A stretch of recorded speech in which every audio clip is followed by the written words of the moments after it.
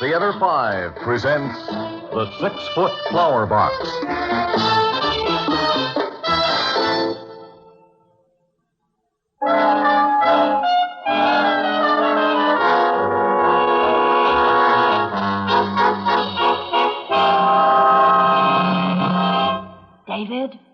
David, wake up.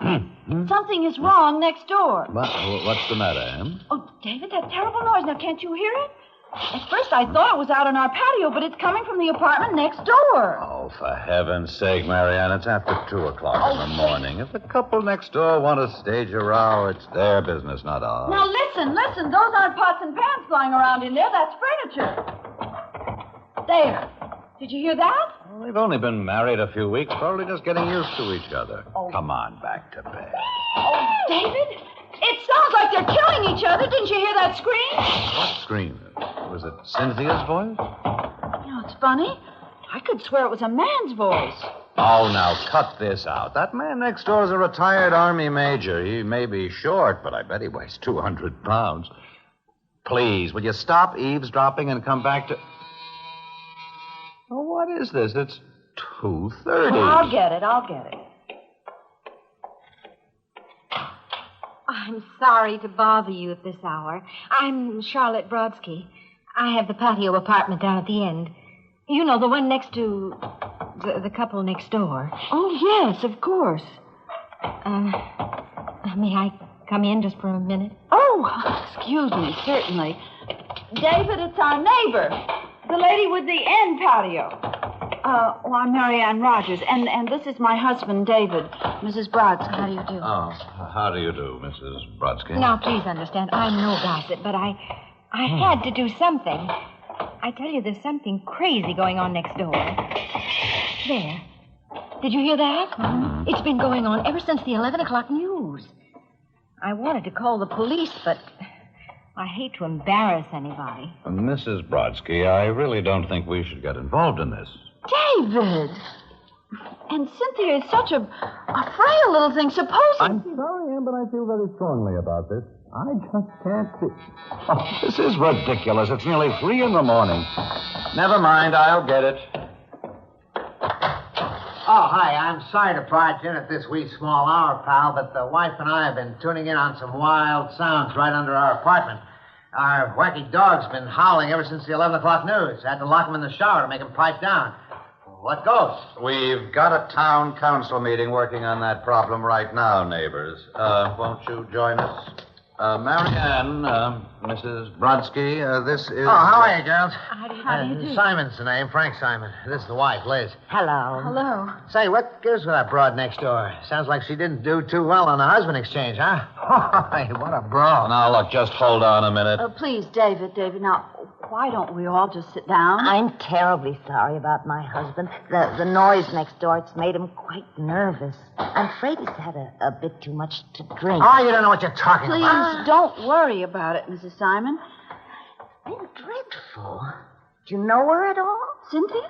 Oh, yes, we chat over the patio fence, and, well, she always seems so quiet. I can't imagine what's happened. Well, if you want to know my opinion, she's gotten herself a big slice of bad news. I understand he's a terrific boozer. I think we ought to go in and break it up. I gather from your remarks you've seen him drunk quite often. Not exactly, pal. You see, I got this friend at the office. He used to be a big wheel in Army intelligence. So I was telling him one day about this good-looking broad in the apartment below us and how she runs around the backyard in this bikini. You follow me? Oh, I follow you. So, anyway, I mentioned that she married some old guy, a Major Wright. At least, that's what the doorman told me. And my friend right away says, good grief, not Charlie Wright. Well, to make a long story short, it turns out this Major Wright is one of the meanest drunks going, always picking fights and stuff. Well, so I say let's get in there and rough him up a bit. Put a stop to this outrage. Tell me, Simon, did you bother to check the doorman to make sure the gentleman next door was Major Charles Wright? I didn't have to check anybody, pal. I value friendship, Rogers. If my buddy says he knows a Major Wright who's a bum, I don't need to cross-check with any doorman, see? It just occurs to me, pal, that the U.S. Army might possibly have two major rights, and since the doorman didn't brief you on his first name... Now, please, stop this, both of you. What's your problem, anyway? I come down here to help a girl in need, to be a good neighbor, and all I get is a long look down the nose. Where do you get off with this high and mighty bit? You've thrown a couple of wild blasts on that cozy little patio of yours, you know that? I don't think people have noticed. Frank, please stop this. Excuse me, Mr. Rogers, if I could just say one thing. I don't like to repeat stories, but, well, the superintendent did tell me that Major Wright hit another car in the garage last week. He could have been drinking. Mrs. Brodsky, we have no right to assume that. Well, if you must know, my maid says there are so many liquor bottles piled outside the incinerator these days, she can't get in to dump the trash. That does it. There's your proof, Rogers. The guy's a no-good drunken bum, and I'm not going to sit by while he pounds on some good-looking dame with a kitchen chair. Don't you know what's going on? Don't you ever watch these TV shows where everybody just stands by? This is a violent world, pal. You got to do something about it. You got to act. Frank, I think we'd better go. Shut up, Liz. Oh. Now I'm going to check the doorman. Slip him a $5 and see if I can get the scoop on this bum. And if he says what I know he's going to say, I'm going in there. You're not going anywhere, Mr. Simon. You're going to sit there and listen. When I'm done, and only when I'm done, you can do whatever you want. Now, David. I'm not going to argue about whether or not the Major's a bum, Simon, for one simple reason. I don't care. How long have we all lived in this building? 1 year? 2 years? And until this moment, we've never met. What's more, we've never wanted to meet. That's why we live here. What gives you the right to accuse a man you don't know of something you know nothing about? Something that's none of your business. Why, you no good loud. He's got the laugh, Frank. Frank, stop it. Oh, Mr. Rogers, I'm so terribly sorry. Are you hurt? Here, let me help you up. It's quite all right, Mrs. Simon. Fortunately, your husband's aim isn't very good. Who do you think you're talking to? A Sunday school class? I'm going to bite you. Wait a minute, please. Listen.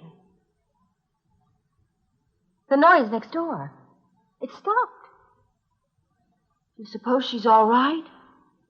Well, I don't know. But it certainly is quiet in there. Good. Now, I don't want to be rude, but I suggest that we all get some sleep.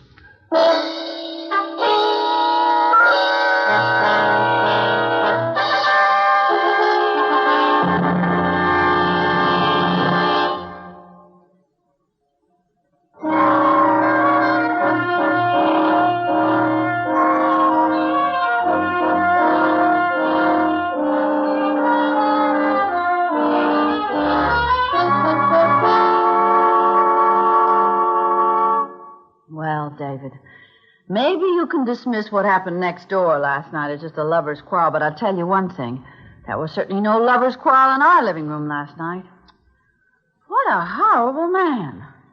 You know, I felt so sorry for his wife. She was absolutely mortified. For his wife? Well, what about me? I almost got my head bashed in with a lamp. You might feel a little sorry for me. Well, I do, darling. But in a way, you had it coming. Oh, I know. Just I can't stand that kind of prying. Say, what did that guy mean? We threw some pretty wild parties in our patio. Next time, I'll hire some dancing girls. Come on, David. Let's not start it all over again. Oh, yeah, you're right. Well, how's the weather this morning? Maybe I'll transplant those azaleas today. Do a little communing with nature and let the rest of the world go hang. That's a spirit, neighbor. I'm going to take a shower. Get me some coffee, will you, pal? Anything for you, pal. Now, who at this hour? Hi, Marianne. How are you? I've been meaning to call over and tell you how lovely your azaleas look, but being an old married woman, I've been so busy. Oh, thank you, Cynthia. How have you been? Oh, just fine. Except that at the moment, I've been having kind of a problem. I thought perhaps your husband could help me. Oh, well, he'd be glad to do anything he could, I'm sure. Marvelous.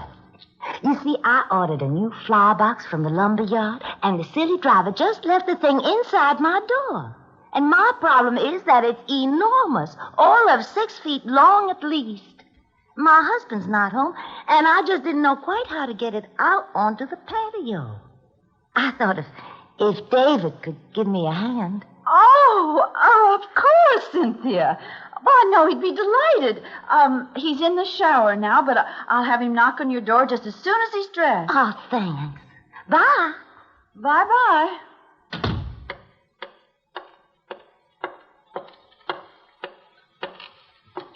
David? Hey, David, get out of there. Hurry up. What's the matter? What do you want?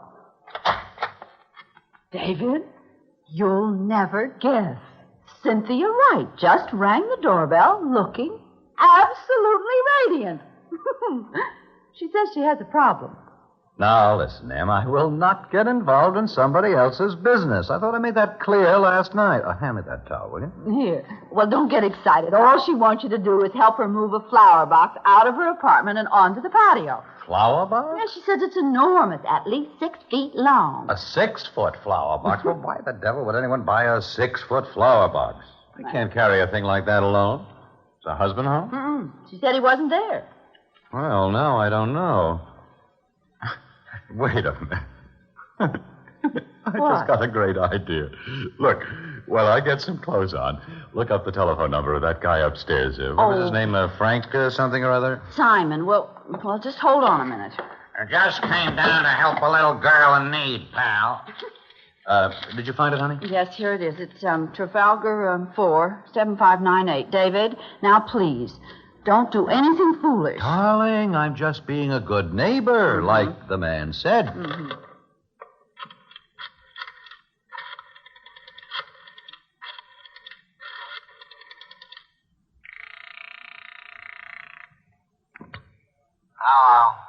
Hello. Hello. Is that you, Simon? It's David Rogers downstairs. Wow.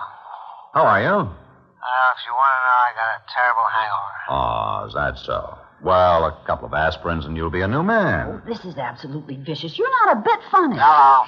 I wonder if you could help me out with something. I don't know. Mrs. Wright next door needs a couple of strong hands to help her move a flower box. Oh? Seems her husband's not home. I thought you might like to volunteer. Well, anything to help a little lady out. Uh-huh. Are you sure you feel up to it, old man, huh? Oh, yeah, sure, certainly. Oh, fine. I'll meet you in the lobby in a minute. David Rogers, what's gotten into you? I've never seen you act like this. Just giving Mr. Frank Simon a chance to play detective, Em. Nothing wrong with that, is there? Actually, I think it's pretty funny. Yes, well, I want no part of it. I'm going out in the patio. And if any lamps start flying, you're on your own. You're absolutely right, dear. Now, where the devil's my belt? Here it is. See you later, Marianne.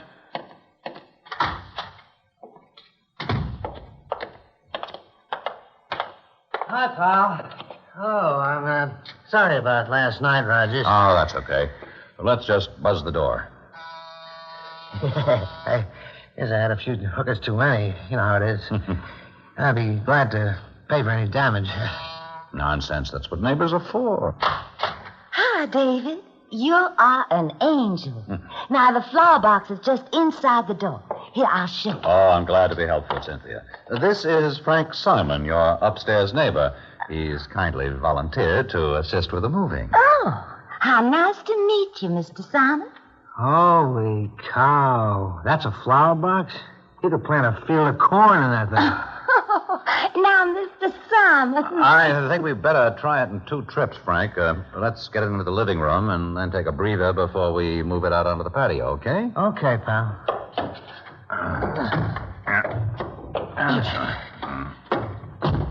Ease it down gently. Yeah, that's it. What is this thing made of, Cynthia? Solid mahogany? Well, I really don't know. The man from the lumberyard didn't say. Say, you got a lovely apartment here, Mrs. Wright. You're going for antiques, huh? Uh-huh. They've been in my family for years. I moved as many pieces as I could so you could get through. I hope it won't be too difficult. Well, Frank, shall we give it another try? Cynthia, open that patio door like a good girl, will you? Well, of course. All right.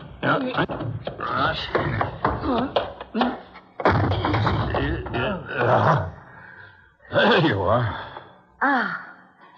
Thank you both so much. Not at all, Cynthia. Coming, Frank? Don't mention it, Cynthia. If you ever need any assistance, just call me, huh? I'm right upstairs. Oh, thank you. Goodbye. So long, Frank. You're a big help. Hey, Rogers. How do you figure that one? How do you mean? Now, look, I wasn't that loaded last night. There was furniture being tossed around in there. How can you wreck a joint for 4 hours straight and have it come up looking like a museum? Got me. And she sure looked okay. I don't get it. Well, thanks again for your help. Oh, sure, anytime. If you hear anything more, let me know, will you? I sure will, Frank. I sure will. You're back. Yeah, boy, I'm pooped. That box must weigh 1.5 tons. Well, how was it? How was what? Oh, come on, David. The apartment. Was it a wreck? You better ask Frank Simon. Boy, he was casing that place like somebody from the Vice Squad. Oh, and I don't suppose you noticed anything at all, huh? A good little respect for privacy. Just keep your eyes straight ahead. Oh, David, come off it. I thought you told me you wanted no part of it. David, you know how I hate to be teased. If you don't want to say anything, fine. But don't be smug. All right, Em. I'll tell you what I think. And that's simply, I don't know. She made some vague remark about moving some of the furniture out of the way so we could get that darn box through. Oh? What was left... Look, you know what antiques are like. They always look a little battered to me. I just couldn't tell. Well, what about the pictures? And there weren't any pictures. Oh. Well, let's not think about it anymore. You get busy with your gardening, and I'm going to run over to the supermarket and then pick up a bottle of wine. Great idea. I think we owe ourselves a feast tonight. Better get some more charcoal. Oh, I will, dear. I will.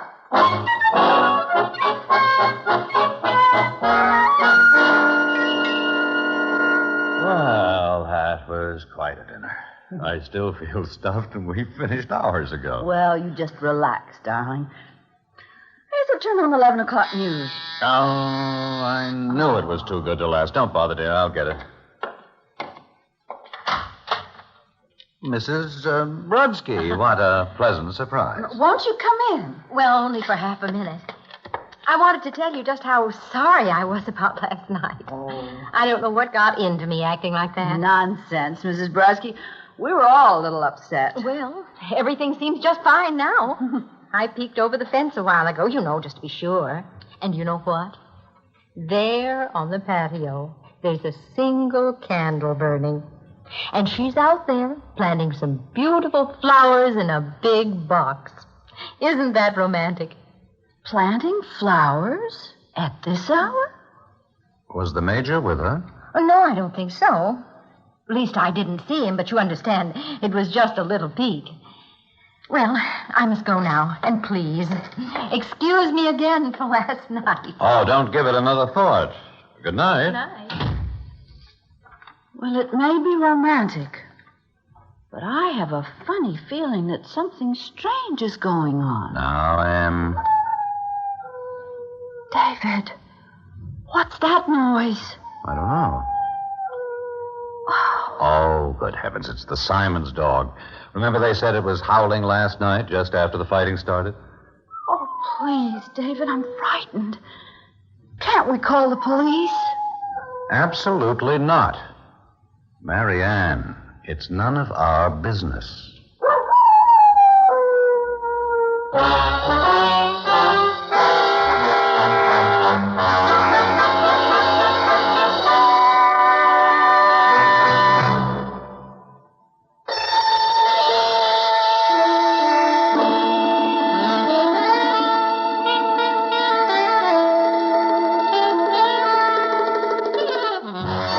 Theater 5 has presented The 6-Foot Flower Box, written by Marjorie Truitt, produced and directed by Warren Somerville. In the cast, Augusta Dabney, Alan Hewitt, Mary Jane Higby, Robert Dryden, and Connie Lemke. Audio engineer Neil Pultz. Sound technician Ed Blaney. Original music by Alexander Vlastotsenko. Orchestra under the direction of Glenn Osser. Executive producer for Theater 5, Ted Bell. We invite your comments. Write to Theater 5, New York 23, New York.